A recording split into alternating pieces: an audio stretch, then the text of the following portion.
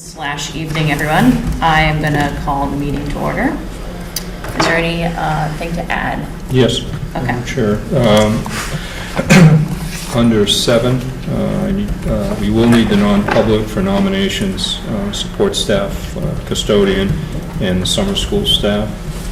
And also number 8, food service prices for FY20. We have a memo from the business administrator regarding federal input on food service prices. So we definitely also will have a non-public session. It'll be very brief. Thank you. Minutes of May 6th. I move to accept the minutes as written. Second. All in favor? Privilege of the floor, number 1.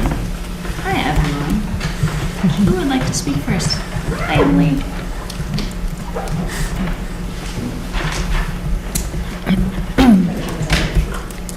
We brought handouts for everybody because I'm sure you all don't have enough paper already. So this will all make a lot more sense once I know it.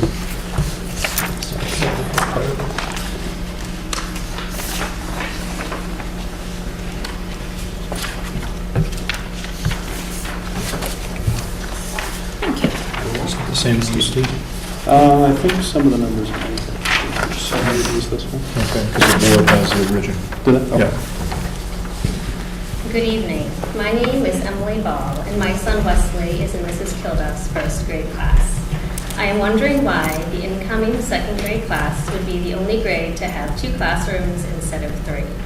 It is known that grade 1 currently has a larger number of students with specific learning needs. That was taken from the school board minutes of May 6, 2019. Why does this class, with students that have higher specific learning needs, have more students in each classroom when taking into consideration New Hampshire state guidelines for class size? For example, looking at the chart, the guidelines for class size for grades K through 2 is 20 students, grades 3 through 12 is 25 students. The second grade, just of 32 students, would have 16 students in each class, that is 4 students below the New Hampshire state guidelines for class size. And just in comparison, looking at the 4th grade of 39 students, for 3 classrooms, they would have 3 classrooms of 13 students each, which is 12 students below the New Hampshire state guidelines for class size. Taking this information into consideration and adding to it the learning and behavioral needs of the current first grade class, I would think this information would support having 3 teachers for this incoming second grade class.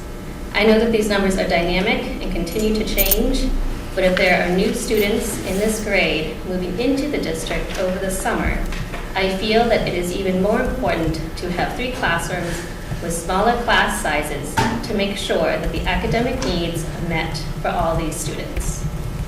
I feel that authorizing the allocated funds in the budget for a 3rd teacher for all grades, or ensuring that the incoming second grade has 3 classrooms, would afford these students an equal opportunity as the other grades at PES when looking at the class size numbers and taking into account the learning and behavioral needs of the students in this grade.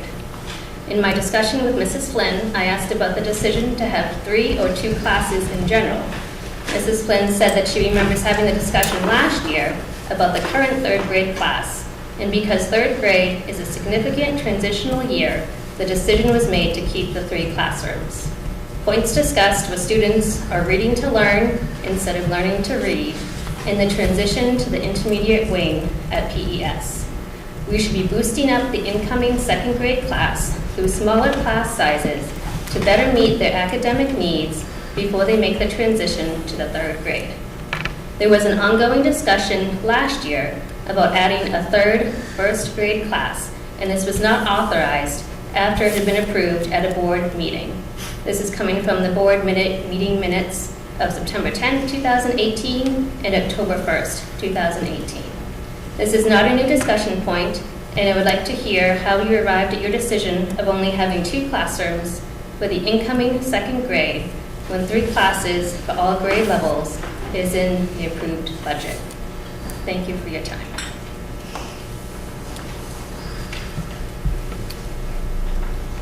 There's privilege of the floor.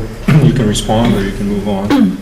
bring up the discussion under FY20 staff.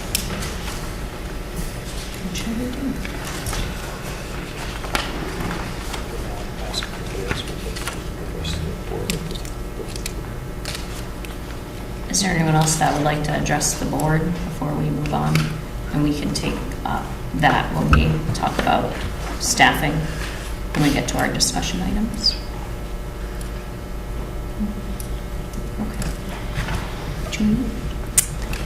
Well, I am thrilled to welcome our student council president for next year. Maya Wingstead is here to share the celebrations from this school year. This year with the student council has been phenomenal, showing real leadership. Caden Sanborn was the president this year, but Maya served on the executive board as secretary, and we kind of, she's a leader. She keeps us organized and on the making sure that we're on the road. So, and anyway. Kate has really appreciated the partnership. You couldn't be here tonight, but he's really appreciated Maya's partnership and all that you guys accomplished. This year, the Student Council accomplished many things that I'm proud of. We took a lead role and participated in many events, such as making the yearbook captain at a lower price so that students could afford the books, donating money to Chad with the money raised from selling snack packs, improving communications with students by updating the whiteboard every morning with announcements, fundraising to support middle school community service projects, buying the Kinball for Winter Olympics, organizing our annual Red Ribbon Week bake sale, decorating the Christmas float with other student council members. Next year, as student council president, I have some ideas I hope to accomplish.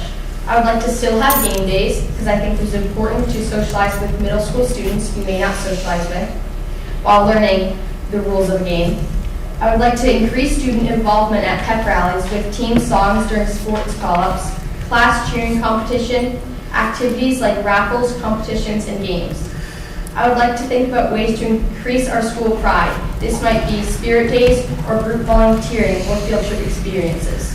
I'm looking forward to working with next year's officers, Emma Smith, Vice President, Sydney Valenti, Secretary, Addie England, Treasurer, and Chance Toomey and Brennan Johnson as historians. Thank you. Thank you. I also wanted to give a little shout out to Maya and the student council for the recent Second Star dance that we had here at Plymouth Elementary School. It was a beautiful, meaningful evening for us. Second Star is built on the premise of First Star, which is a local organization that really supports the needs of students and adults who have chronic illnesses. Mrs. Stokey is also a teacher here, but she's also serves on the First Star board. So she was at the event, and Maya and the other student council members presented First Star with a check of $1,000, which is significant. And after that, they had a wonderful potluck dinner and dance.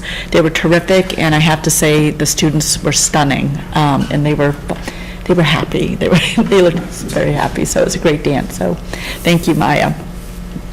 I have a couple of pictures from our month.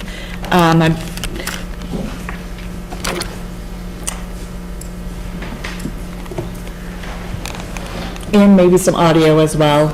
So, let me just see.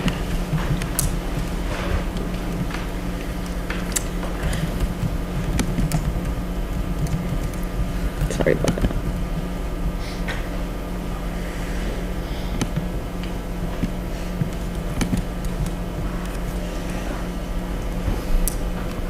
So we had our kindergarten connections, which I think plays into some of our conversations around enrollment as well. On May 8th and 9th, we welcomed 35 families to Plymouth Elementary School. Of course, some have older siblings here, but we have a really great system in place. We have 5 to 6 families come at a time. 4 stations are set up, including a community station, a speech station, academics, and wellness. Parents receive information about the school and the kindergarten program. Our experts informally assess students. The overall purpose is making connections, having parents and students put names with the faces that they'll see the most and interact with, minimizing any kind of anxiety. Families walk away with a bucket displayed here full of resources, and students receive seeds, a beach ball, magnetic numbers, and new this year, students received a bright t-shirt for field trips and a special poem written by Mrs. Carey. That was awesome. So I think it sends a really special message, and was grateful for that.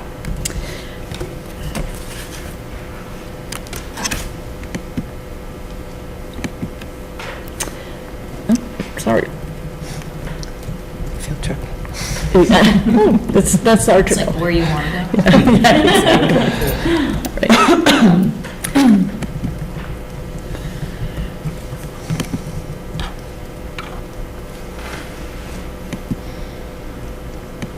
Sorry about that. It's great.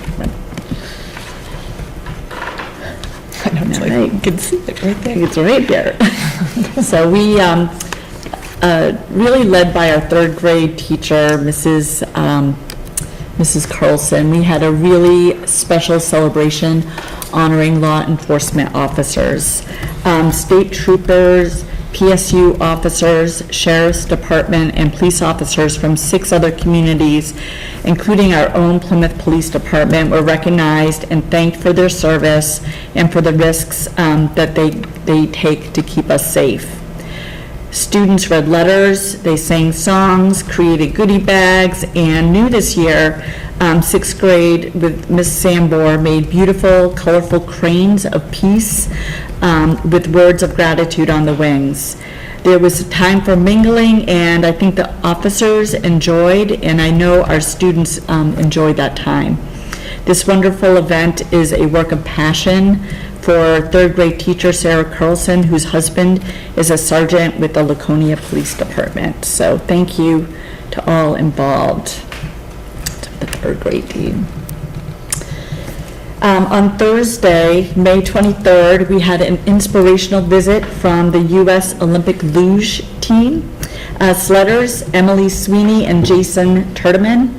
They shared some video clips, some news clips from the Olympics, and they talked about their journey of becoming luge sledders. And basically, I know Jason said that he used to enjoy like lying back on his skateboard and going down the hill, and somebody caught him and said, you'd be great on the luge team. So the students got to ask a lot of questions, and they also got to see and touch the gear. Teachers added meaning to their visit by following up with classroom conversations, especially around the work habit of perseverance. Thank you to Todd Elaine of -33 and a parent here at the school for making this memorable event happen. These guys really were truly Olympian in nature.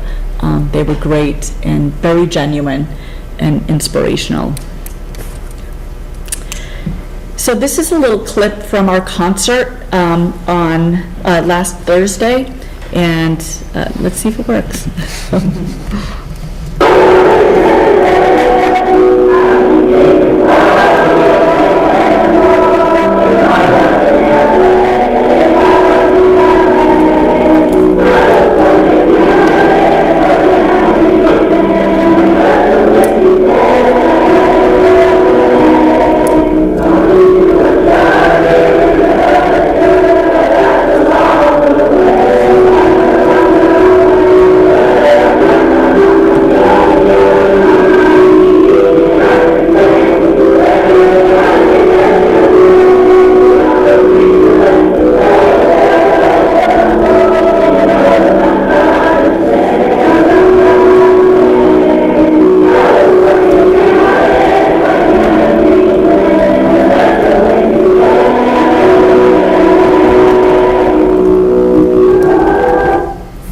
So you can see, there's 6th, 7th, and 8th graders. I thought they did really well.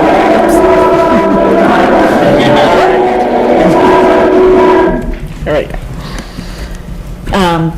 we see the 8th graders up there with Mr. Stevens. It was a great night. Congratulations to our talented singers, musicians, and dancers for an outstanding concert on Thursday.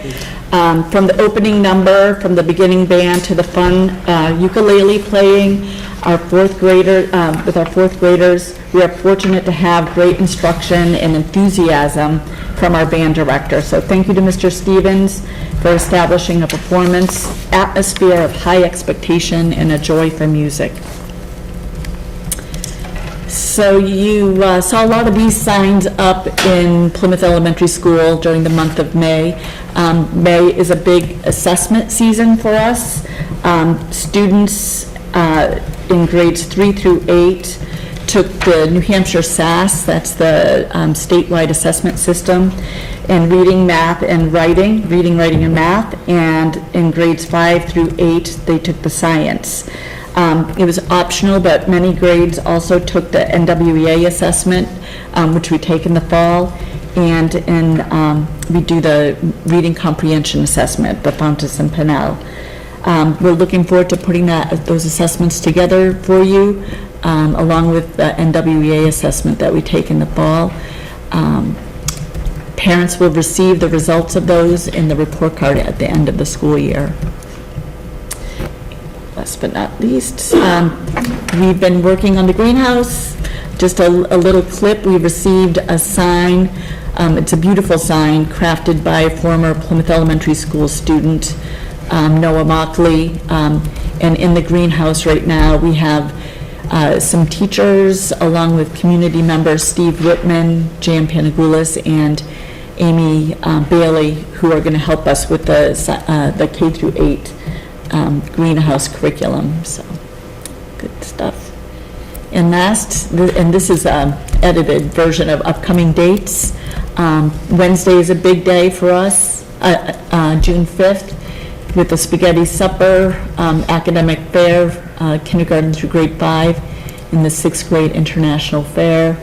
We have field day. Students are heading to the Great East Music Festival also on Friday, and we have the Spark project coming up. So as you can see right there, we're packed every day looking at the schedule. So that's over to Kelly. Okay. So I'll start off with the athletics, and the spring has finally come to an end, and I think our teams did a great job this spring dancing through the many raindrops that fell and dealing with postponements, and then we had the black flies come at us and finally saw a few rays of sun through there. But the athletes and the coaches did a great job. They really needed to remain flexible. Spring is such an unpredictable season, and they were ready to go when game time came, so I really appreciate that. Coaches of both the softball and the baseball teams commented about really, I haven't heard, I think, so many adults comment about how much fun that they were really having with both the baseball and the softball teams. Both teams were a mix of newcomers, never played before, and some of those veterans that were around, and the team camaraderie and just the humor and the patience and how helpful everybody was with each other really bode well.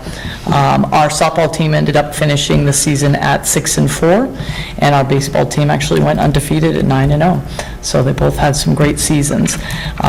Kudos to the coaches finding successful ways to balance the playing time of rosters of 15 and 18 respectfully.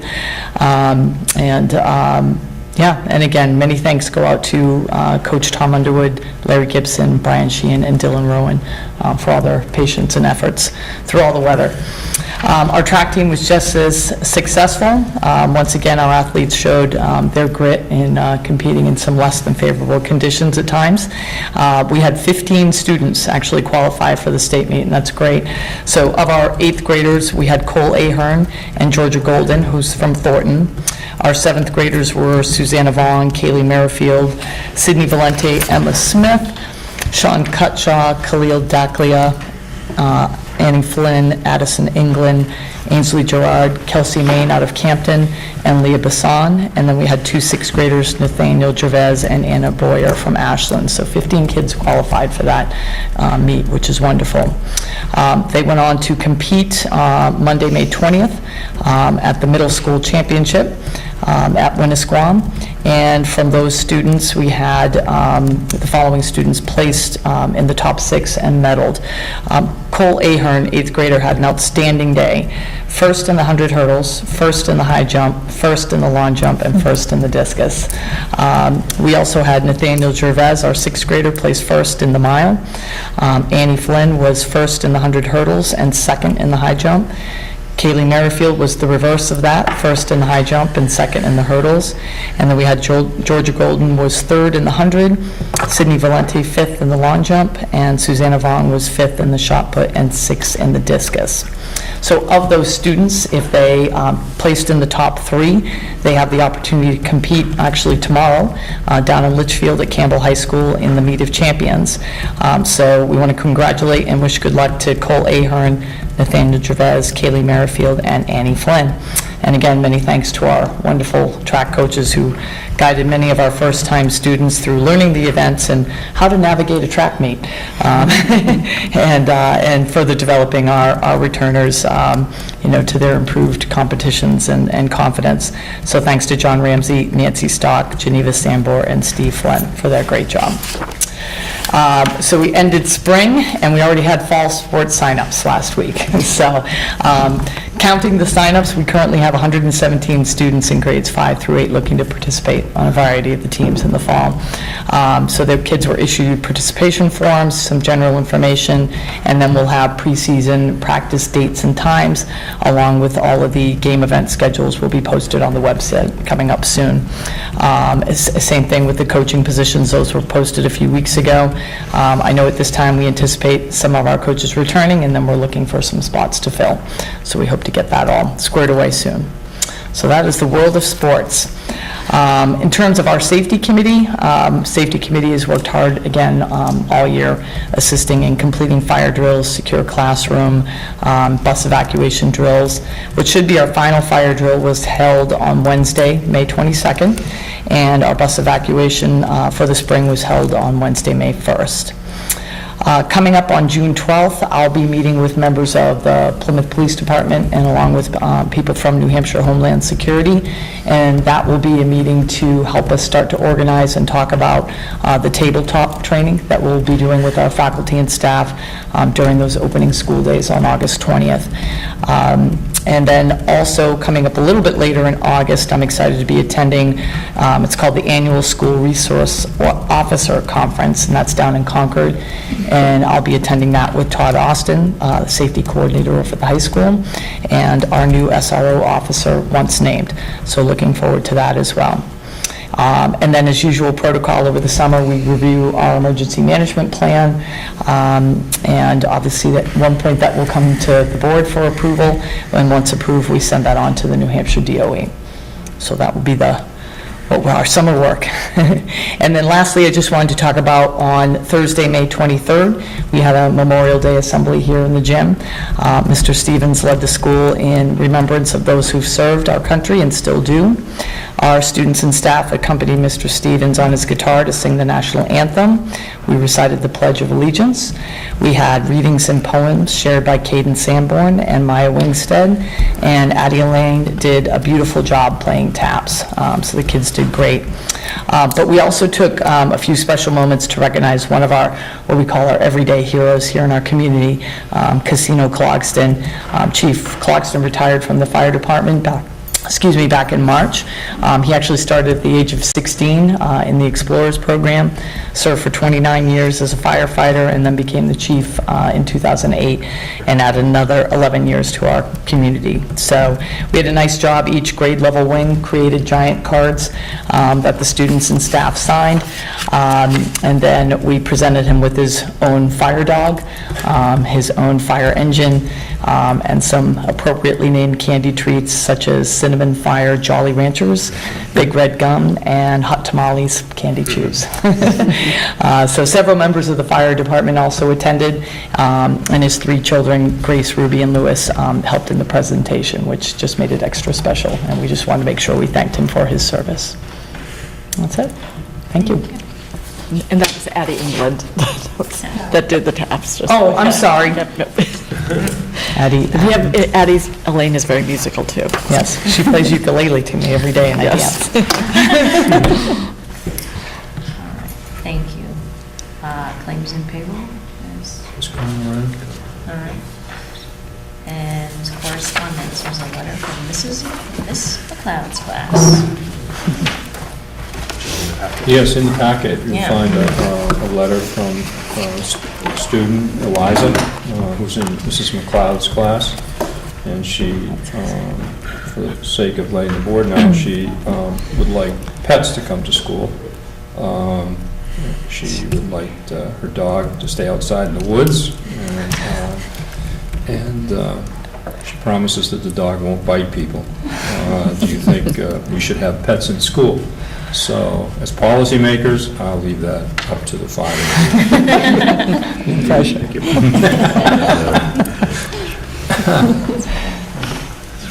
Are there any applicable health codes we should be aware of for having pets in school? There are a couple. Mrs. McLeod is here. She may, you want to talk about your project, Karen? Background? Yeah. I'd love to. You want to come stand? I would love to hear more from Eliza.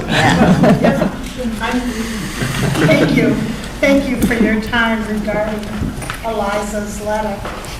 For a number of years, It is a very well-written letter. I'm very proud. Thank you, Eliza. What's your dog's name, Eliza? Layla? Layla? That's awesome. Oh, I can vouch good-looking that girl. Eliza's a very nice dog.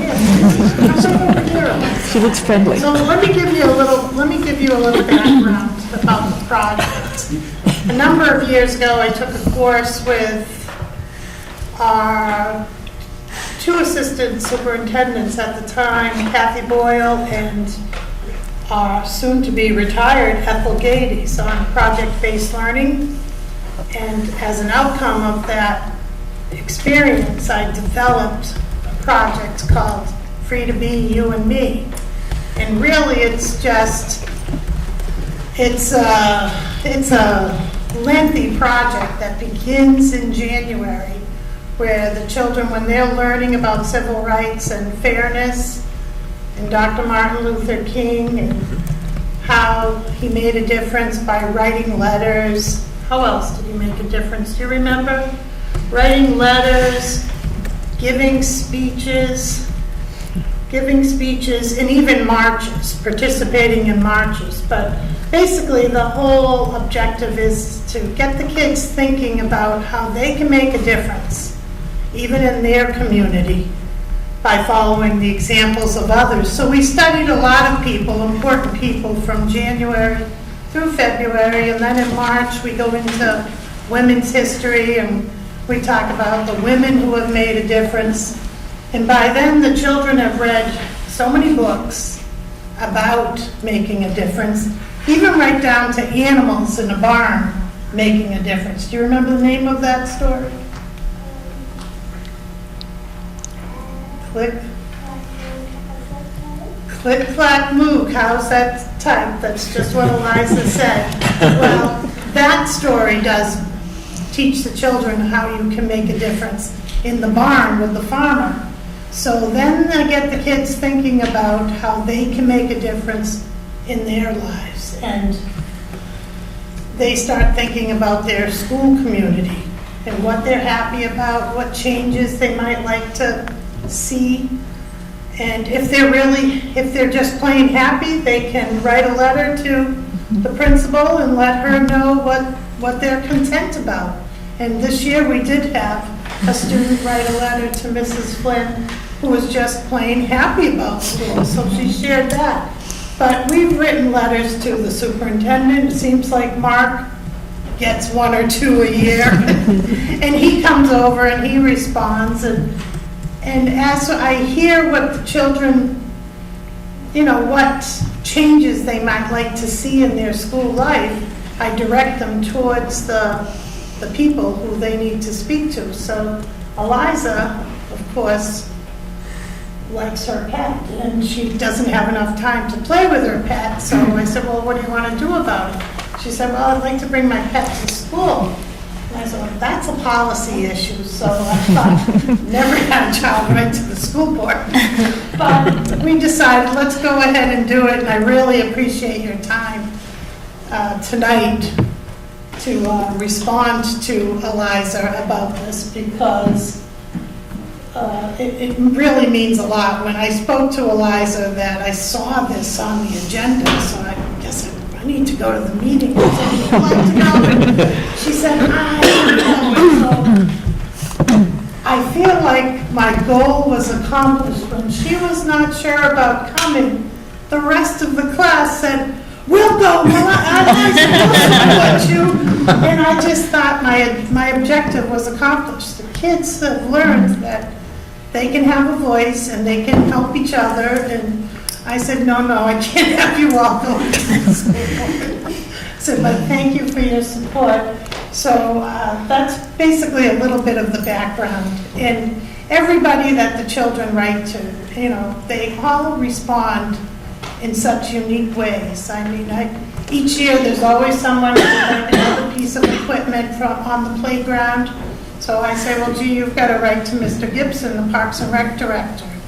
And boy, as soon as that letter was delivered, Mr. Gibson was up in our classroom with a catalog, turning to the pages of the particular piece of equipment the child was inquiring about. And he said, no, that's not it.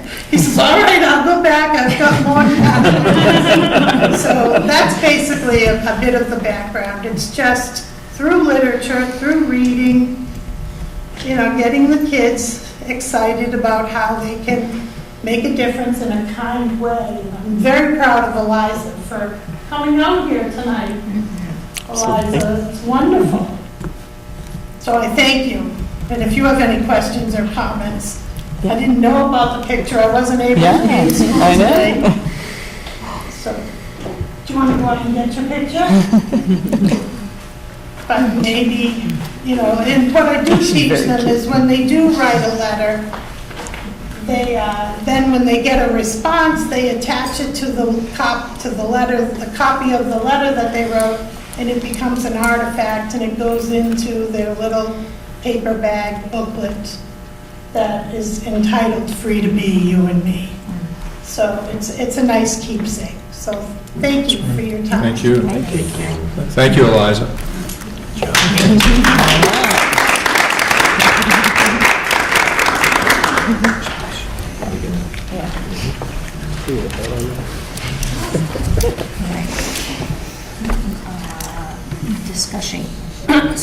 Discussion items of the August meeting. Yes, historically, we've always taken July off, and I was wondering if, I know many of you have vacation plans, if Monday, the August 5th, or Monday, August 12th is convenient.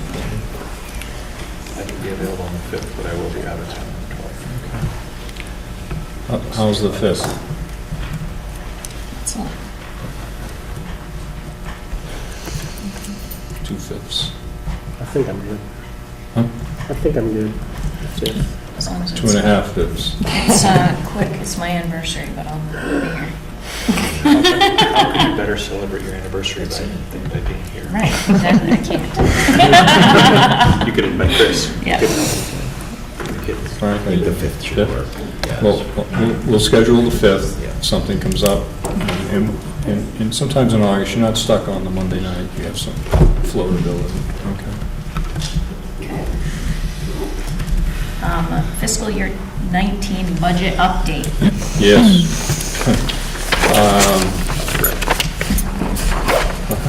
Red? No, I don't want to use red. Means the same. Yeah. Let's start out with the revenues. As you know, we hit our revenue targets. We don't have to cut anything on the appropriation side. The top areas, unreserved fund balance and revenue from the state, have all come in. National Forest has come in and Medicaid. Now, Medicaid is a slow arrival, and right now, we had targeted, when we set the tax rate, $100,000 in revenue. Right now, we're at $85,000. We will get that number and hopefully a little bit more by the time we close the books on the fiscal year. The fiscal year ends June 30th, but revenues that come in based on expenditures in that fiscal year get credited to the fiscal year. So that will come in. If you look at our targets on tuition, preschool assist came in better than we expected. Special ed tuition revenue, aids, and some federal help came in better than expected. And then the regular tuition, we billed $85,000. We expected to get $125,000. So we're off there. And then you go down, miscellaneous, those are fees, different fees that are charged, athletic fees, odds and ends that are charged. And then you see the capital reserve that came over to help pay for those movable walls. So if you take the billing number, the revenue is off $45,760. I think we'll hit that target, so we should be fine on the revenue side.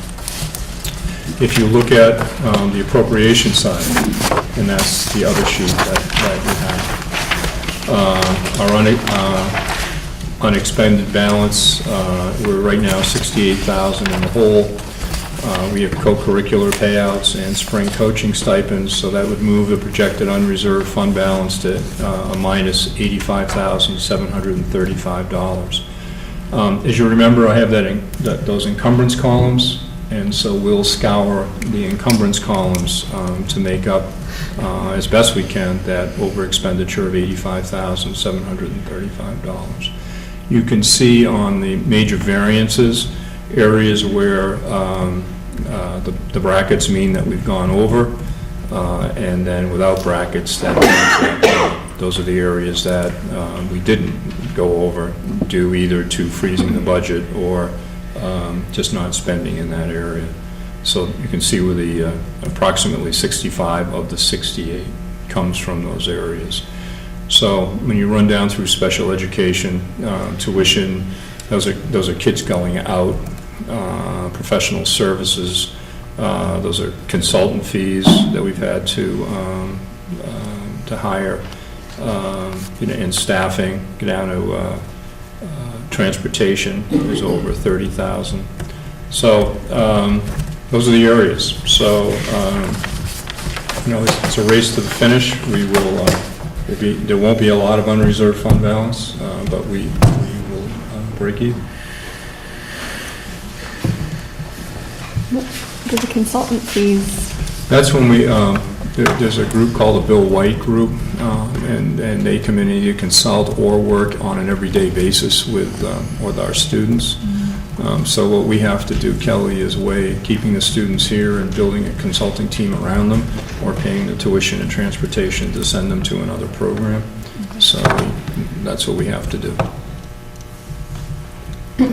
Again, these budgets are put together in really January, February, and then they go of the previous year, and they run all the way to June 3rd. Our student body can change significantly during that period of time. So you get two curveballs, and that go against you, and you really, you're in trouble financially. So that's the problem in a community with the kind of transitional housing stock that we have. Some of the other districts in SAU 48 are pretty stable based on their housing stock, so you can sort of take those budgets to the bank. But Plymouth and Plymouth Regional High School are both kinds of schools that you can really have some major overages.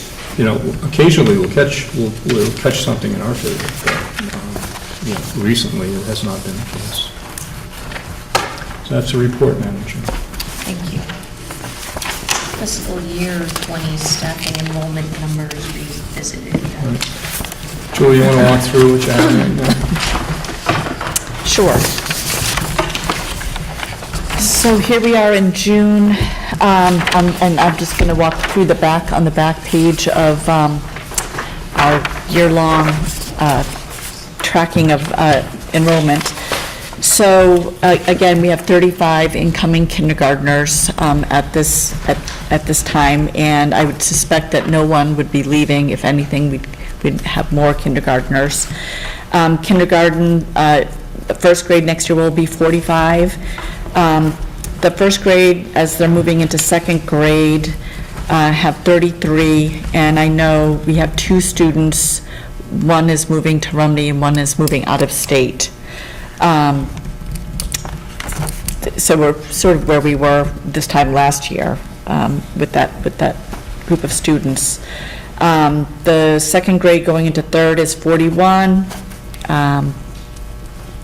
The group that Emily had talked about in grade 3, moving up to grade 4 is at 39. The fourth grade moving to fifth is at 41, and fifth grade going to 6 is 45. Seventh grade 45, and then our biggest cohort in the building right now is in 7th grade going to 8th grade, and that's 60, and we have a smaller group heading over to the high school at 46. So we're looking solid, and I'm ready to talk about other options and ideas where we haven't put anything. We haven't placed teachers any place. We've talked a lot about who would be going to first grade as far as a teacher.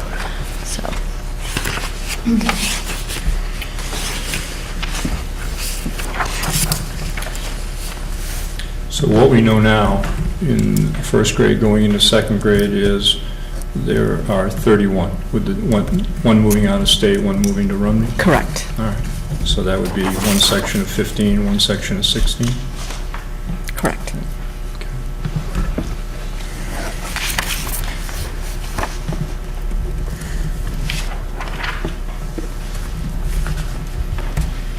I think what we talked about at our last meeting was to keep the second grade to 2, right?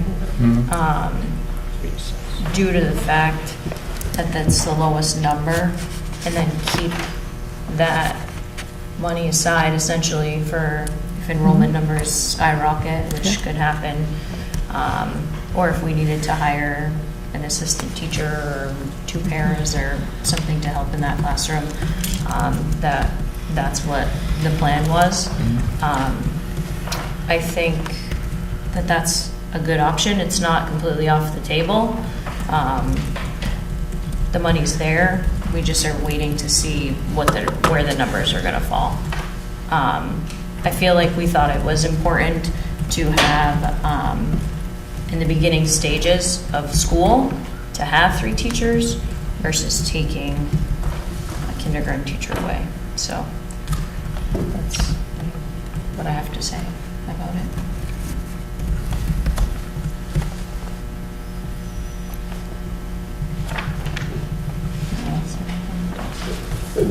Question, so is the first grade going into second grade the mix of students? How does that compare?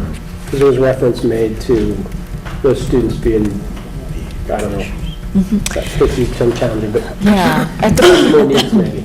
At the beginning of last year, the school year, we had significant needs, behavioral needs, and we partnered with Jillian Rayfuse. She really took on a lot of those needs. I think there were 4 students who were a sub-cohort that we worked with so that the other students' needs were met as well.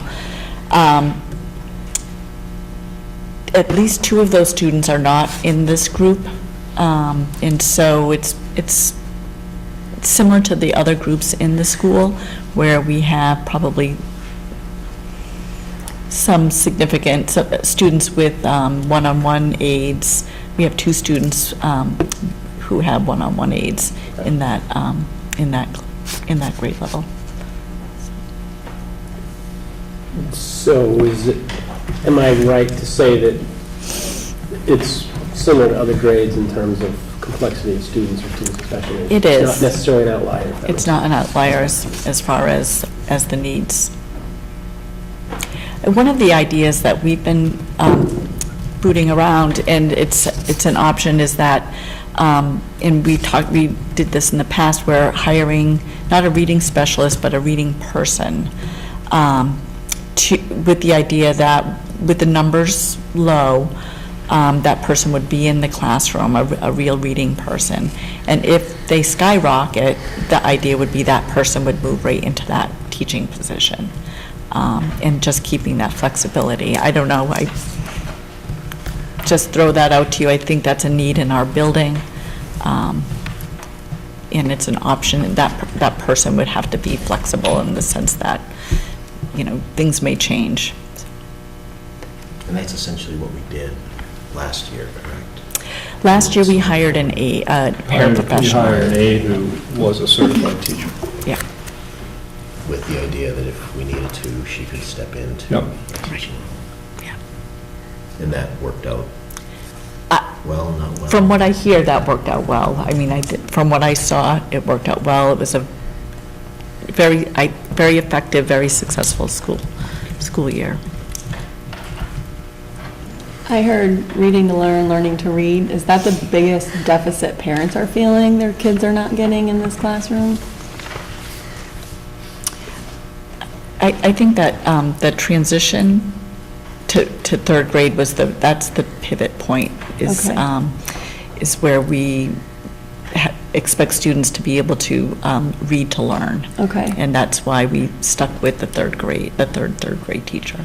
So a reading specialist not only could cover those needs, but then could float those needs throughout the school, maybe kids in other classrooms that still are struggling with reading issues? That's an option. I know that last year, the person that we hired was specifically for the first grade. So. Not to be a cloud at a picnic, but you get into hiring a reading specialist, you're talking some serious money. Okay. Yeah. All right. It's not what is budgeted is, a relatively young teacher, not a reading specialist who is significantly more experienced. I think my growing concern is I keep hearing behavioral issues, and to me personally, I feel like that detracts our teachers from their content area of really what they're passionate about, growing our students and developing our students, because they're tending to behavior issues. I didn't go to school to be an elementary school teacher, so I don't want to, assume I know that, but I feel that the teachers are getting bogged down dealing with behavioral things that they're not, that's not what they're, they want to come to teach students and grow and develop them, so. We house 2 behavioral programs right here in the school with staffs for both the older kids and the younger kids. So kids that do qualify for those programs are partially in the classroom, partially in the program, with teaching going on in both places. So if you look at the budget, there's significant commitment to both of those programs. So that's not the consultation fees that... No, well, the consultation fees are some of that money goes toward working with those programs. Okay. Right. And you've dedicated 2 people, John Ramsey and Brian Dutai, to working with those kids that need that sort of attention. Okay. So there's significant community investment in those programs. Okay. I'm trying to understand. Yeah, I'm in it every day, so it's easy for me to know. If I can comment on the, my understanding of research into small class sizes is that all of the reports that I've looked into following previous discussions about class size and ideal class sizes in elementary education, I found numerous studies that define small class sizes as anything under 20. I found one study that defined small class sizes as under 15. So in terms of scale, in academics, there are very few published studies where they're looking at class sizes at anything under 20 as being a possible benefit. You know, I think, I just don't think most districts are considering class sizes that small when they talk about small class sizes. I think we're already in the realm of what is largely accepted as a small class size in almost all of our classes in the school. To add to that, I found what you did, Phil, that there's not a ton of research. I think there was the study that was done in Tennessee suggested that 13 to 17 was Ideal. about optimal. Yeah.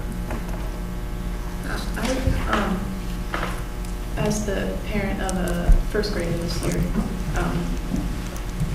I've heard from her, and speaking to her, she expressed that she felt like she would be able to learn a lot better and do her work a lot better if the class was smaller. She had a really hard time this year, you know, focusing and doing her work because of all the interruptions and the class being, you know, kind of stressful. And that's by no means Karen's fault. She did an amazing job, you know, figuring out a way to manage the kids. But I think an enormous amount of time was lost due to the behavioral issues of some of the kids in the class. And I don't know, you know, she's now at a place where I don't think she's doing as well as she could be doing with reading and math. And I think it would be, I feel like we owe it to the kids to give them their teacher next year, their third teacher. It's already in the budget, and I don't think a teacher and a para is the same as a teacher and a smaller class.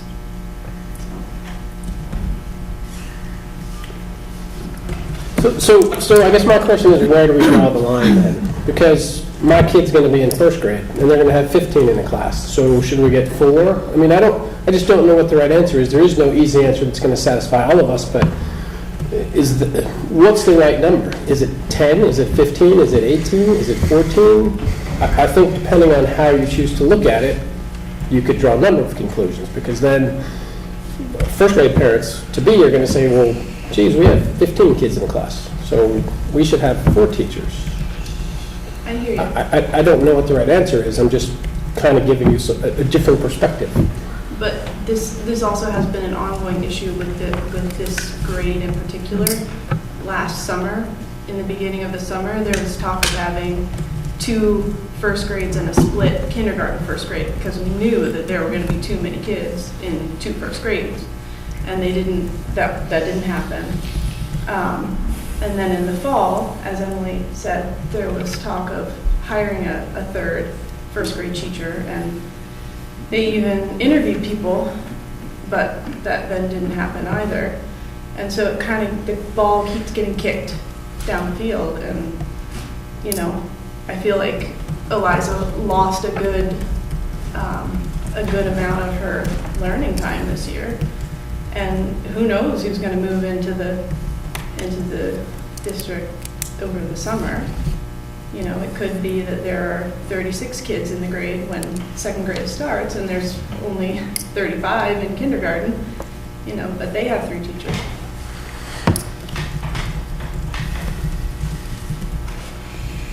But I think that's the whole point behind us having that 18th teacher budgeted for, is to use it if we need it for the, I mean, and as Mike said, we do have, you know, numbers matter. We do have to look at them, and where do we draw that line? And my other concern would be having too small of a classroom with discipline issues in the classroom itself. It's also going to take away from the teacher's attention to the students, whether there's 8 children in the class or 15 children in the class. The teacher, now without the aide, is going to have to focus on that one issue during the class, which is also going to do exactly what you said happened this year. So what kind of, you know, could we get some sort of guarantee that if we get 3 more kids coming in over the summer, we're going to get that third teacher because we'll have the same as the kindergarten? Or are we going to get a pair? I just kind of have doubts that it would happen. Well, and I think it's hard to know with the population coming in what those needs are going to be right now. They could be 3 exceptional students that don't have special needs that enrich the classroom. Or it could be 3 students coming in with heavy needs, which gives us that flexibility to explore that and direct that a little bit better. It's just, there's so much unknown that it's hard to guarantee anything, I think, for anybody. I'm curious if the test scores, because this was a concern last year, how those test scores played out for that grade now, a year later. I don't have them right in front of me, but I know when we looked at the reading comprehension scores from Fountas and Pinnell, I want to say it's like 57%, between 50 and 60% of the first graders were at benchmark. Okay. And what historically? Is that good, bad? It's, I don't think it's anything to really celebrate, but I think it's indicative Probably of our around the state average. demographics. It's probably around the state Yeah. average from all the data. We're getting data for 3rd through 8th right now. Right. And it's falling in that 50 to 60% category as a state average. Does that compare to past years? So, I mean, state averages are one thing, but let's talk about our municipality here. We're looking for small classes. I'd have to look at the data. I'd have to go back and take a look at it. Off the top of my head, I don't want to give you a flip answer that I can't justify. I think I agree with Meredith, part of the concern is at the beginning of the school year, there was talk of this teacher and adding a para and doing all these things, which is great. We appreciate what you're trying to do. But the beginning of the school year was a little lost on some of our kids who needed that extra bit of help in reading or another topic. And so there was a lot of time spent in trying to accommodate these children that the teacher is now getting to know for the new school year. But you're also trying to learn each kid in every area they need help in. And I think some of them might have gotten put to the side a little bit. And I agree, it's nothing to do with Karen or Mrs. Kilduff. They're both phenomenal teachers who took on a really big year with the amount of kids. But when you have that amount of kids, if you've lost part of that, what if they lost going into the next grade from missing part of that without an extra para that you added into halfway through the year? When we discussed adding a 3rd teacher at the beginning of the school year, if I recall, Julie, you had emailed parents and asked if there were any volunteers who would be willing to have their children move to the 3rd section. No, that's not what the email said, I don't think. I did say. But to the point, the challenge of having students get to know a teacher at the beginning of the school year would have been reintroduced by adding a 3rd teacher, where a 1/3 of the kids would now have a new teacher that they're also trying to get to know. Right, and I agree with that, because it's taking them from a teacher that they've started to know to a new situation. Right. With a teaching background myself, I understand that. But what I'm saying is, they had part of this year, they had a really good chunk of that year without that extra person, without that extra eyes. As a parent who volunteered, I have seen it firsthand, and I have spoken to a few kids to say, hey guys, do your work, because the teachers are trying to focus with the students. So that's where I'm saying, without having volunteers as parents in the classroom, me as one of many, that some of the kids didn't get some of that because the teachers were busy with the other kids. I'm also confused. Are we talking about the number of kids in the class, or are we talking about what they're going to bring to the table? Because if 3 more children do join in next year, even if they're exceptional students, if we're talking about numbers, that doesn't matter. That's 3 more bodies. But if we're talking about needs, my son is one of the ones that has behavioral issues, and it's not fair for the other kids. I mean, I know I can be pushing my limits with him, and Ms. McLeod is amazing with him, and I do have Ms. Refuse, who is great, but he's easily distractible and he's very distracting, and it's not fair for any of the kids. You know, he is removed from a room when he needs to be. He does wall push-ups. He does the best that he can. But with so many bodies in a room, it's not good if we're talking about needs. If we're talking about numbers, then I'm sure your numbers will add up. If you're talking about needs, you're not helping them with that. We're not saying we want a third teacher because of physical numbers. It's from a need standpoint of what they might have missed at the beginning of the school year to what they're not taking to second grade. And again, second grade to third grade, what could possibly be missed from them going through that? So whether it's another para added on, depending on needs per child, whether it's added on children, the needs need to be met for all the children, especially the ones that are distracted easily, to be able to have that focus time and have that assistance when needed without having to distract a teacher from the important parts they're doing with a group of safer students. That, I think, is the goal that needs to be accomplished for each individual student. And having a para in the classroom, I'm sure, is very helpful to Mrs. McLeod, but all those distractions are still there. But if you are splitting up these children, you're going to have maybe one kid in each class that has these behavioral issues or learning disabilities, whatever, and they're not going to be triggered by another. I mean, it's helpful. And as far as your child going into first grade, if you were in our situation last year where Mrs. McLeod was like, I need help, how would you have felt with your child going into that situation? I don't know. I'm playing devil's advocate a little bit because I guess. It's important for you guys to understand that we feel bad for the teachers, we feel bad for the kids, and we feel like either it's a numbers game or it's we'll wait till the beginning of the year. And then at the beginning of the year, it's, let's just add another para. It's not going to be good enough. If these kids are getting pushed aside in this class, and it's unfair, and you are going to start to see their behavior and their test scores going down in a couple of years. And what is that going to be blamed on, you know?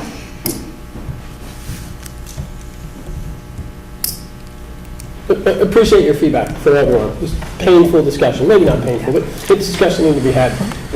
What I'm trying to figure out is what is so different about the second graders to be than any other class. That's the question that's in my head. So Mrs. Flynn said, hey, there were 4 children, 2 of them are gone. So are they now comparable to all the other grades? Say something? I guess you may. I'm not the chair, so. Karen McFarland, I'm a first grade teacher.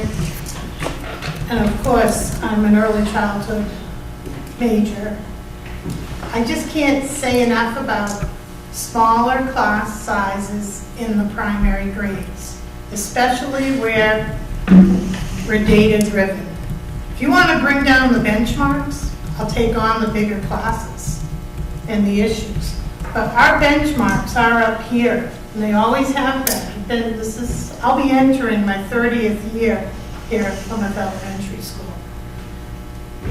And what I can see is we're asking these little ones to do an awful lot academically. And they're coming to school, with social and emotional needs. And some of them are hungry. And I can't teach them until, their bellies are full and they feel good about where they are, that they're safe. And we do a great job doing that at our school. But I have seen such a change in the population so that I've always prided myself in with this community and how we have kept the class sizes, the primary grades, K1, 2, really small. Because if we can get them reading and writing and doing their math, you feel like, okay, you can have, and I know there are needs up in the intermediate wing and the middle wing, but you can, I've always felt professionally that, okay, you can tolerate a little bit more for population.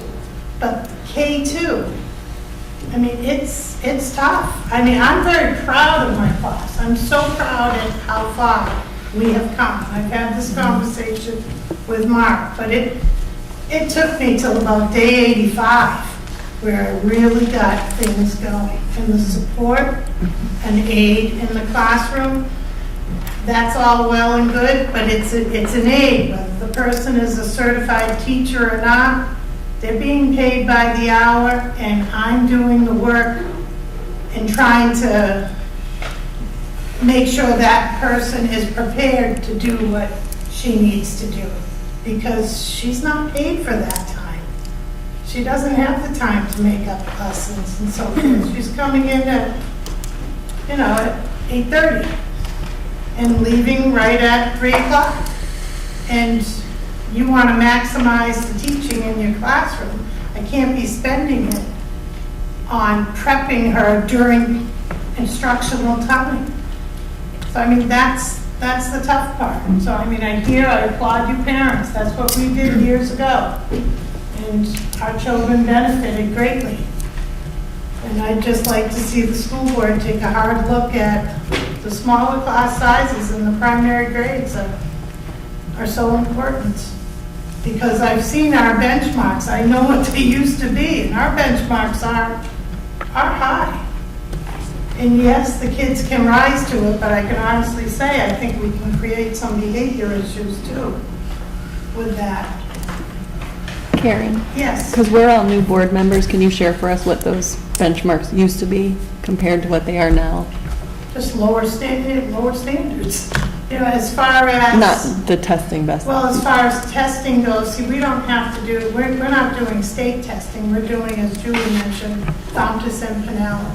So we might say, for me, if I had a child coming in from kindergarten knowing 33 out of the 54 letters in the alphabet, that's uppercase, lowercase, and non-conventional print, if they knew 33 of those letters in September, I would be like, oh, I'm all set. This child I can get to read and will be average by June. Now it's more like they have to know all of their letters, uppercase, lowercase, non-conventional. They need to be reading at a level C or D from kindergarten. If I have a child that comes into me reading at a level B, I'm tickled pink. But like to see that we're expecting our kindergartners to be a C or a D, I'm just like, wow. I mean, they can do it, but it's only because we've committed to the small class sizes. But it's getting harder and harder to do that.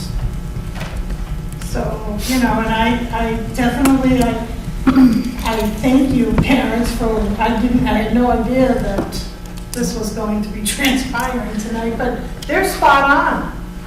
And I'm so grateful to the parent volunteers who have come into my classroom. It has been a huge help. And it always will be that way, but I think we do need to take a good look at the numbers in the primary grade. I hear kindergarten next door to me, and boy, I applaud new teacher, Miss Kelly? Miss Kelly. Kelly, I'm thinking Courtney. Miss Kelly, I mean, it sounds just like my class last fall, and I'm thinking, oh, they're coming to first grade, but they're making it work with the integration of Jillian's staff and so forth, and we can do it, but I think we can do better. Yeah, average is one thing. Are we striving for our children to be average or, take some pride? Like, I used to hear Plymouth Elementary is amazing. I mean, it is. It's a great school. But we don't want an average, We work hard for our kids. Thank you. What were the class sizes going into, like this first and second grade? What were the class sizes going into first grade? What are the class sizes now? So in August, yep. In August. Yeah, it was 36 in August. And now we're at 31. Needs, numbers, or all of them? I'm not really sure. Yeah. Because we're just looking at numbers. I think we got to talk about. Okay. splitting the incoming second grade into 3 gives you exactly half per grade of the incoming first grade class. Is the demographic, is it that? Kindergartner's tougher. Right. Kindergartner's much tougher behavior-wise. Right, but, okay, so your first grade is going to have 22 and 23 if you have 2 sections, right? That means 10, what is it? 10, Second 11, grade would 11. have 10, 10, We have 11. 3. So, I think we were looking at grade 3, that was going into grade 4. But we're not going to get to 2 a class unless we lay off teachers, right? But typically, don't we get some registrations, especially for kindergarten throughout the summer? Yes. More so than Yeah. other grades? Yeah. You never know. I mean, one year we had 4th grade influx. Right. You know, one year we had a number of students show up in 4th grade. But it was just somewhat random. But- So it's the 3rd grade going into the, So these yeah. are about the same, Yeah. as 35. So- First grade is going in the second. Right. Projected to be 31. Right, that's the cohort that we looked at. Previous. Yeah. Gotcha, okay. Steve, you had a question? Just something else to add. So obviously, we've heard a lot about the quantitative parts, about the guidelines that the state puts forward, and that's what Emily brought with the matrix that we have here. Looking at the 4th grade, when we've got 3 class sizes of 13, 13, 13 for your anticipated enrollment of 39 students, that puts you at 12 students below the state guidelines for class size. So that's the column on the right. So if we look back at 2nd grade, you've got number of students below state guidelines for 2 classes is 5 and 4. 4th grade would be 6 and 5 if that grade only had 2 teachers instead. So we have a precedent of 3 class sizes per grade. To speak to Mike's comment about, what do you do when you get to the next part of the quantitative changes? Yeah, but I'm going to argue that, I mean, again, as a first grade parent, I'm going to say, well, wait a minute, that's not good enough. But we just had to talk about qualitative too. So we just had boots on the ground from, first grade teacher telling us what it's like in the classroom. We can only speak to what we get from our students. Absolutely. So, now we're getting both sides of this. These are the guidelines we want to keep to, according to what we've been told as parents. Now we have what we're hearing from someone that's working with the students all the time, that, there are some difficulties in the classroom. And this is not a conversation that's new for us. It's maybe a conversation that's new for some of you because you're new to the board. But this conversation, we were here last year, having the same one. It's my 3rd meeting, so, listen to us. No, and thank you for doing your part, because it's difficult to do. No, I get that. I mean, trying to figure out what is the ideal class size, and I appreciate, maybe I misunderstood Ms. Massad, is that right? Yes. I didn't get a sense from your comments, I mean, you seem to be speaking generally about class size in the primary grades, not necessarily specifically about this year's first grade class. Is that accurate? Yes, in Okay. general. I mean, 16 is ideal. 16 is ideal to meet the guidelines, the benchmarks that we have. Once you start increasing that, it makes it real different. Just looking between the 2nd grade and the 4th grade. And I'm just using these state guidelines for class size as a number to look at, because if we're looking for a magic number, this is, if this is coming from the state, it's a guideline that I'm using. And thinking about if the 2nd grade, it's okay to have 15 and 16 students with between 5 and 4 students below the state guidelines, and that's okay. If the needs are similar between all the grades, like the 2nd grade and the 4th grade, then if it's okay for our students in the 2nd grade to be 5 and 4 below the guidelines for the state of New Hampshire, why is it not okay for the 4th grade to be 6 and 5 below the New Hampshire state guidelines? Or the 5th grade to be 5 and 4 also. Like, why don't we have this conversation about all of them? Especially when it's allocated in the budget but not authorized. That's very hard. Okay.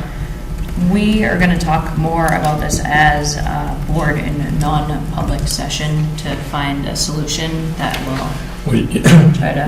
If you're going to talk about individual cases, of students, you can do that. Yeah. But in terms of policy of class size, that has to remain in public session.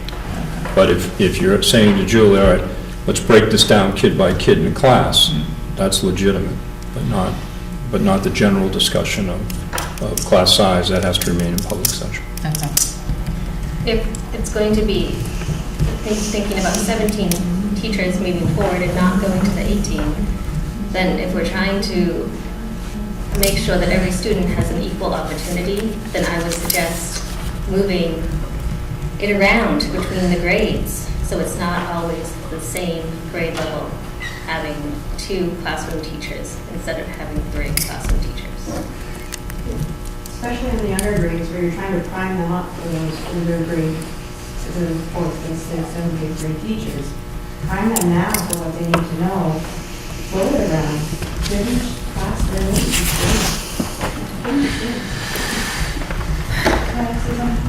So I'm not in any way, I feel like I'm going to be a very bad person, I'm not in any way denying that 18 kids is a lot of kids, but it feels like unless there are more kids, right now, the first grade going into second grade is going to be at around the same numbers as the others. And I mean, I have a first kindergarten going into first grader, so if we're going to have 15 kids, how is that different from the first grade going into second grade having 15 and 16 if we're going to have 15 and 16 or 15 and 14? I'm not denying that 18 was too much because it really feels, definitely in hindsight, that we should have done something different. But it feels like, are we going to say that we're giving them an extra teacher just because they didn't get one last year? Because they need the extra help? Just to sort of go with the double advocate. No, I think it goes back to just meeting the individual needs of the students that are in the current first grade moving to second grade. So they do need extra help because they didn't get it this year?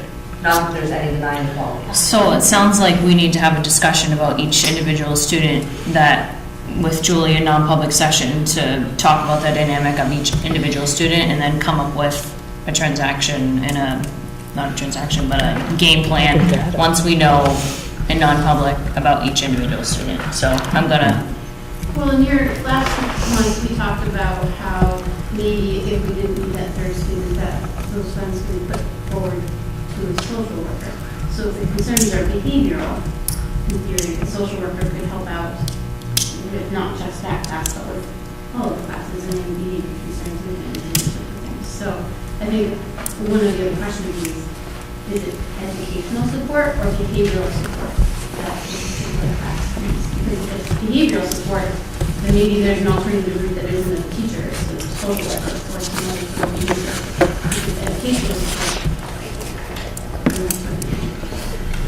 So I feel as though that they have a fantastic team between Murphy, I mean, the whole team. And I've been through the ringer with the special education. My son had an IEP, he's caught up, now he does have behavioral issues. A social worker bouncing from class to class is not going to help this one class that was pushed to be forced into a larger class where they did not get the needs. They are lacking. We are not going to see them lacking right now, but in another year, those kids that did not get that third classroom, they're going to end up having long-term issues from it. Not right now, but it will happen. So you're saying educational needs and not behavioral? Right, and I'm just confused as to, are we looking at the numbers or are we looking at the individuals? Because you're going, well, it's normal numbers. Oh, but there are a lot of special education. Oh, but it's the numbers. Well, what is it? I think we're equally confused. We're having the same discussion at kids. Yeah. So we're having a hard time making the decision.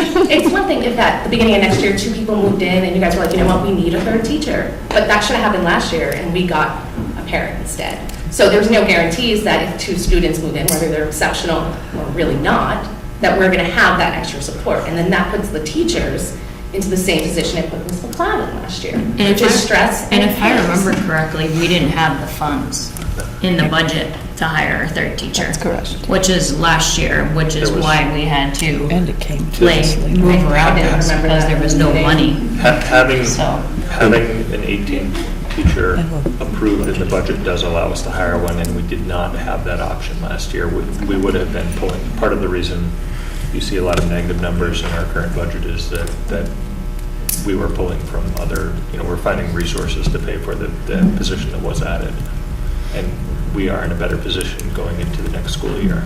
So shouldn't we be proactive? Because in March, when we get an email that's going to get lost in our emails, which is basically what happened, a lot of the parents in the first grade do not know that this is an issue. A lot of the parents that, have bus pickup or whatever, they don't know that this is going on. So they can't be here to support it. No letter went home. It was if your child was asked to move, would you like to move your child? I got that email after the deadline because, Mom, I'm busy. I get a lot of spam. So I didn't have that choice, and you only got so many responses back. I truly believe it's because not enough effort was put into informing the parents what was going on. So it wasn't really a fair shot at them having the choice to say, okay, I would move my kid. We just don't want to be in the same predicament next year, where our kids are going to get stuck a little bit behind in another grade and miss something else. That's our main concern right now, and that's all we're asking, is that to be really addressed in to what we look into for our kids in second grade next year. Thank you. Okay. Let's talk about roof bids. Yes. In your packet, you will find the recoating of the roof. John Francis, Facilities Director, went out to bid, and you see the three bids. They range from $85,675 to $129,615. And in meeting with John, there's absolutely no reason not to accept the low bid. I would ask the board to approve with Malloy Roofing, $85,675, and that's for the recoating of the silver roof and any repair that has to take place up there. Did we have any thought on why the lowest and the highest one was so far out in terms of being more expensive? Yeah, it depends on travel time. Some of these folks are from different parts of the state and some from out of state. Also, people sometimes put bids in. They may not want to work, but if you're willing to pay this amount of money, we'll take the job. So there's a lot of different motivations in the bid process, especially in an economy like this where it's pretty hard to find the subcontractors. But John has worked with both Jones and Malloy. Quite frankly, I'm surprised that Jones wasn't in, because Brad Jones's company's done a lot of the roof work around here, but he's not the low bid. And when talking with John, he said there's no reason not to take the low bid of Malloy. So. You need a motion? Yes, please. So. Second. All in favor? Aye. Thank you.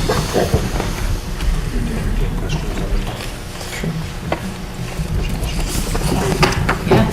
I was just wondering if it ends up that at the end of the re-roofing process, they were able to stick exactly to their 86,000 or whatever bid. Right. What happens to the extra money? Does that just go into like a generic fund? No. When it's a warrant article, that money has to be spent on the roof. So I think we had $105,000 in the roof warrant article. And so the 85, the difference has to remain unspent by state law. Because it was in a specific warrant article just for that reason. So it could be like the beginning of the fund for 10 years, for example? Well, no, it would, if nothing goes wrong on the bottom line, it would go back to reduced taxes, because it's not coming from a capital reserve account. Thanks for the question. SRO. Yes, contained in your packet is, there are two things, both within a memo of understanding with the police department. The first is the Plymouth Police Department and Plymouth School District, and this is with regard to the safe school zone. And so you see a list of crimes that I would be swearing that we would report if they happened in the school. And obviously, it runs down through homicide, assault, theft, arson.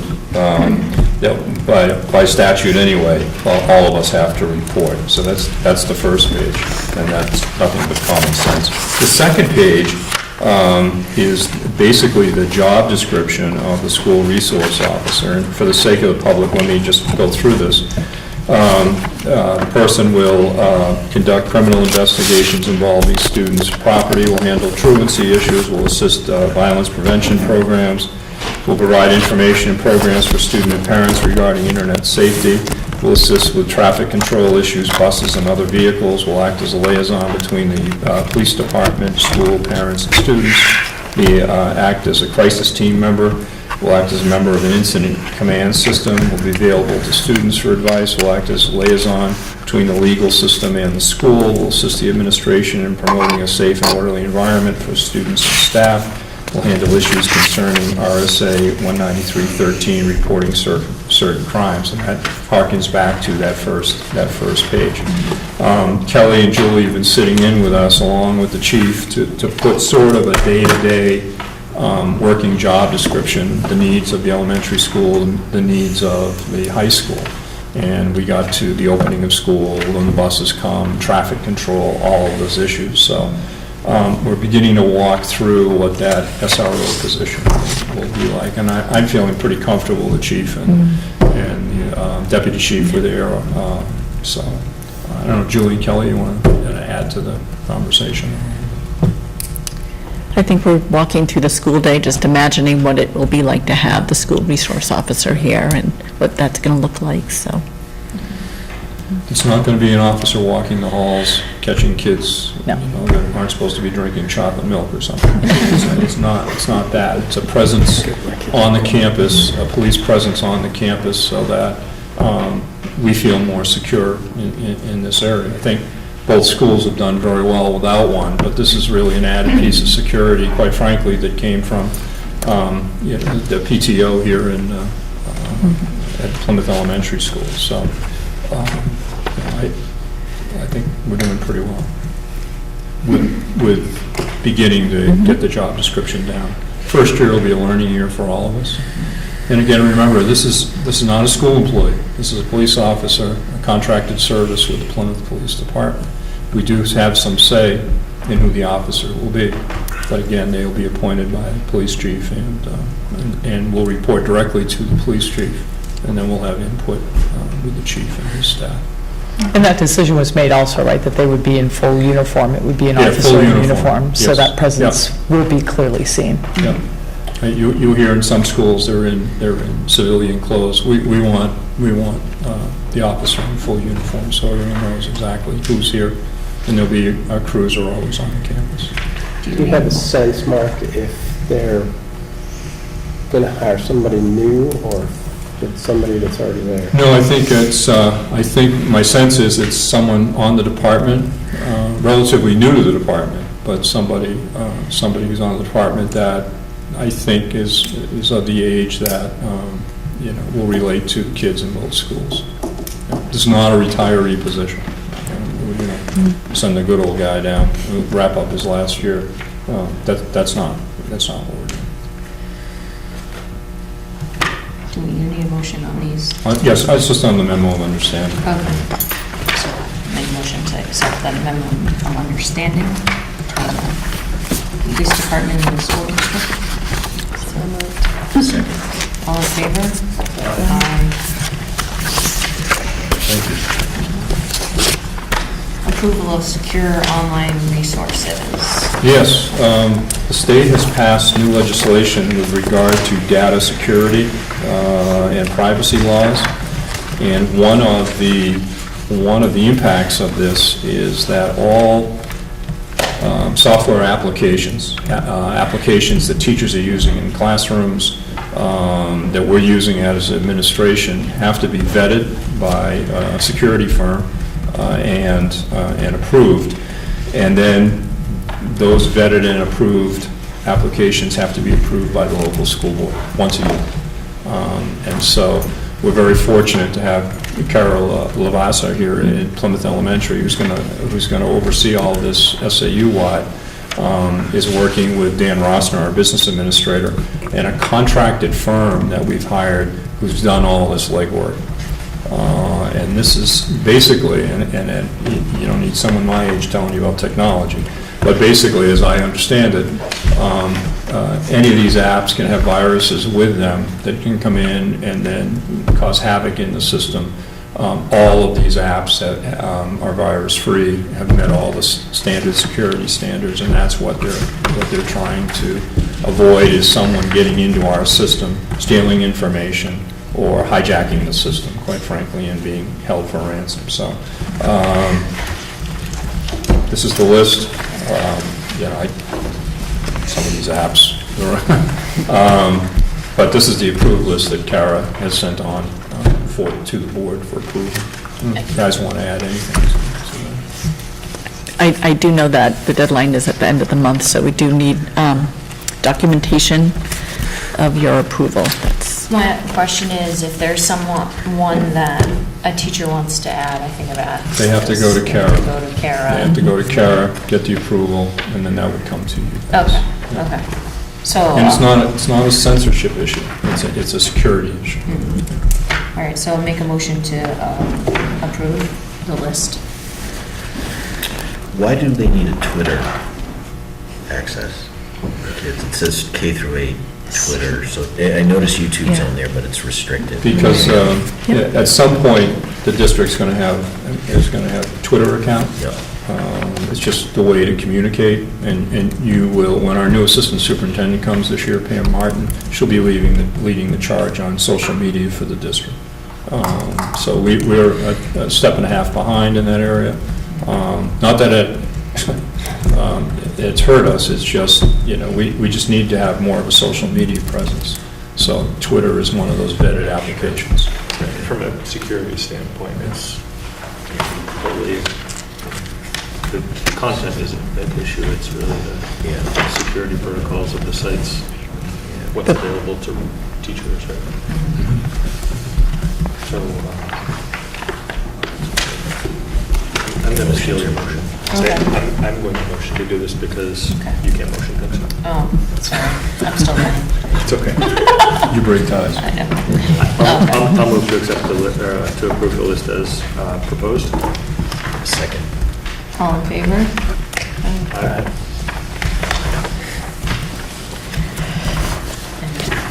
Other business, there was some other business. Yes, just to inform the public, we'll be going into non-public to nominate, go over the credentials of a custodian candidate and also the summer school staff, our 4 members. And then item number 8 is food service. You have a memo from Dan Rossner, our food service, our business administrator, and I'll let you read that, and then I'm happy to respond to any questions.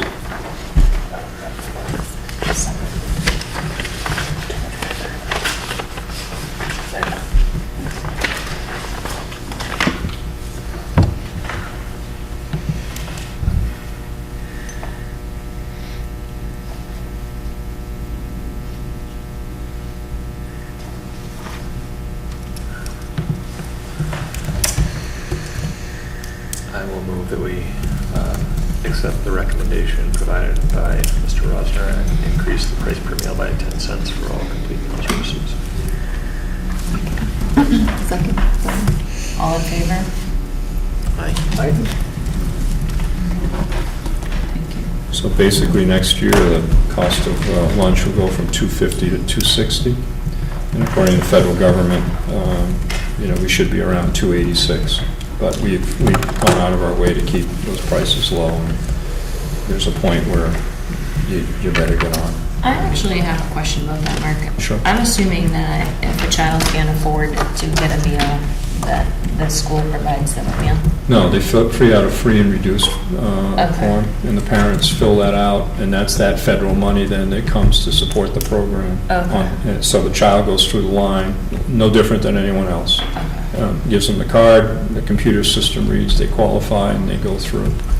Mark, I thought that the district voted to approve a policy 2 years ago at the SAU-wide on how students who don't have funds or the meals they're fed. I thought we had voted. They do. They get the free standard meal. Right. If they have nothing but in not a account. reduced. My recollection is that it wasn't a reduced or a different lunch. It's just It's kind the of same free standard. It's the same lunch. It's not à la carte. Right. Kids don't go through and get to move off the à la carte onto the à la carte menu. They get the standard federal lunch, and that's actually a state statute. But what we try and do is get the all of the kids qualified for free and reduced that do qualify, does a lot for us. One, takes care of the kids, both breakfast and lunch. And also, it helps in terms of grant money that we get. It helps in terms of adequacy money that we get from the state. It also helps the town of Plymouth in terms of grants they get for roads and things based on an ability to pay at the local level.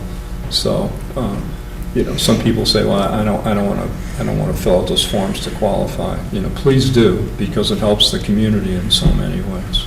So. And do you know, did we meet, was it a 40% requirement to qualify for there was a SNAP program? Yes, there was a fruit and vegetable program. No, we're still in the 30s. 37, Yeah, 37. So, 38. yeah. Last year was the first year that we didn't qualify. Yeah, as the economy picked up, we trickled underneath that. Right. So some folks that are qualifying don't qualify anymore, but those standards increase, so if I were a person, I'd fill out the form every year just to see, because sometimes with inflation, it automatically clicks up the standard.